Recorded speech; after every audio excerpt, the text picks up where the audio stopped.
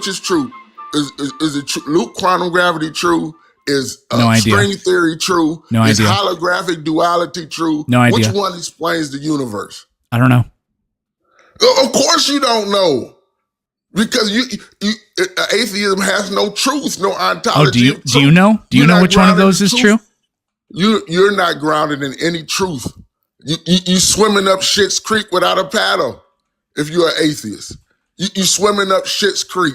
Okay, Angel, are you a naturalist? Am I a what? Naturalist? No. Okay, Peterson doesn't know if loop quantum gravity is true because he's a naturalist. Angel is not a naturalist. Do you know if loop quantum gravity is true? What I'm saying is... you know if loop quantum gravity is true? But that doesn't matter. Okay, Angel does not know that loop quantum gravity is true, or that would really be if. Yeah. Therefore, Angel does not have a unique or useful epistemology. Okay. If you're an atheist, you're up Schitt's Creek without a paddle. Okay, Peterson is up Schitt's Creek. What's your next argument? Listen, what I feel that my position is parsimonious. I only have to appeal to. You invoke the most complex imaginable thing. It is not parsimonious. I only have to appeal to one thing: my consciousness. I think, therefore I am. That's the only thing I need to know. That everything comes from consciousness. We had a breath of life from God, so we come from consciousness, from the mind of God, the logos. If you're an atheist, you don't know any truth about anything because it's a crapshoot. Okay, Angel, I think, therefore I am. I also think God doesn't exist. How do you deal with this? It's a crapshoot. Atheism is this is why... Angel, you need to engage with what I'm saying instead of just preaching. I think, therefore I am. I also think God doesn't exist. Now what? This is why there's more people that believe Bigfoot exists than are atheists. Atheists is so illogical. Yeah, there's only so many smart people in the world. It's tragic, isn't it? There's more people that believe Bigfoot exists than there's atheists. Yeah, there are only so many smart people. Listen, because all you do is reduce human beings to soulless animals, and you don't understand that science itself tells you that the mind has to transcend all physical systems. It has to precede all physical systems. That's the only way we know that G is unprovable within us. That's why Gödel was a Platonist, and Gödel believed in God because it shows that every physical system has to be preceded by consciousness. Okay, so run me through your scientific evidence of God again. This is what Donald Hoffman says in his You ever read Donald Hoffman's interface theory of perception? I've never read anything ever. Tell me what your scientific evidence for God is. Let me see how do you actually read anything you don't agree with? Have you ever read Donald Hoffman's atheists are the most the last Dustin Hoffman thing I remember ever looking at was Rain Man, but since then I haven't. It's Donald Hoffman. He's a cognitive scientist. No, he's an actor. He was in Rain Man. It's actually a really good movie. So what is your scientific evidence for God? I said God exists because consciousness has to precede all matter, just like the Bible says. The word, the divine logos, the mind of God has to precede all matter and holds all matter together. Okay, so what you really said, Angel, hold on, we're going to go back and forth. Play tennis with me. You said something, it's my turn.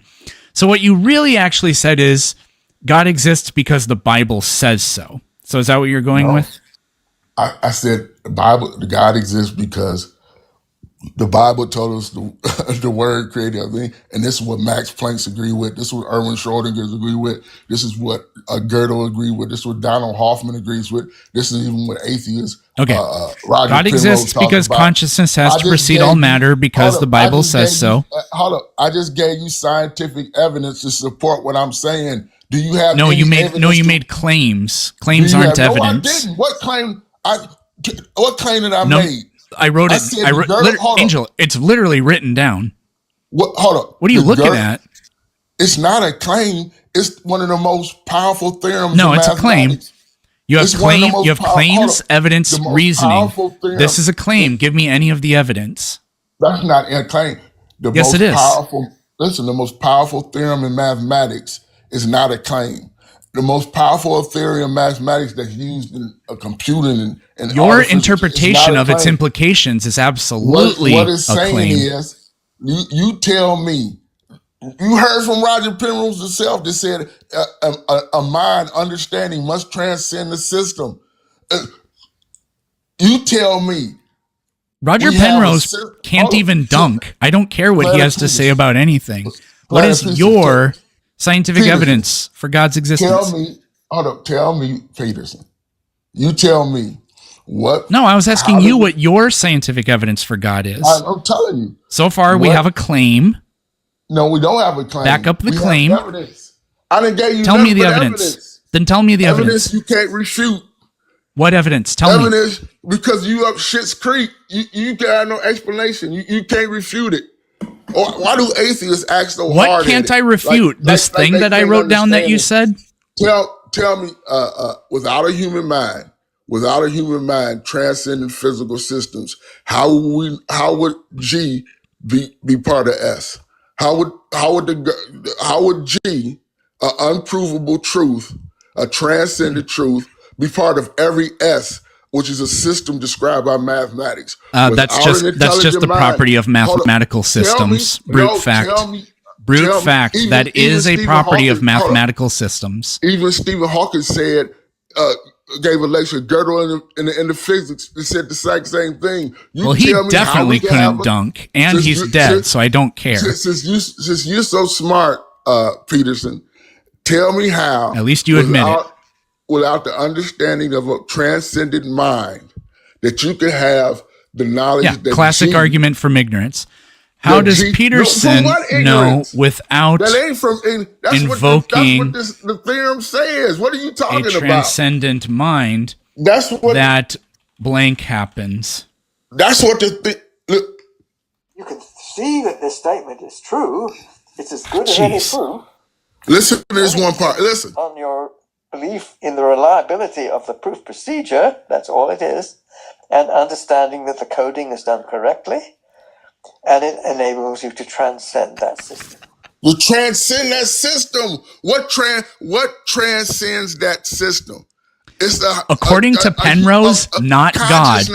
Penrose is an atheist. Consciousness.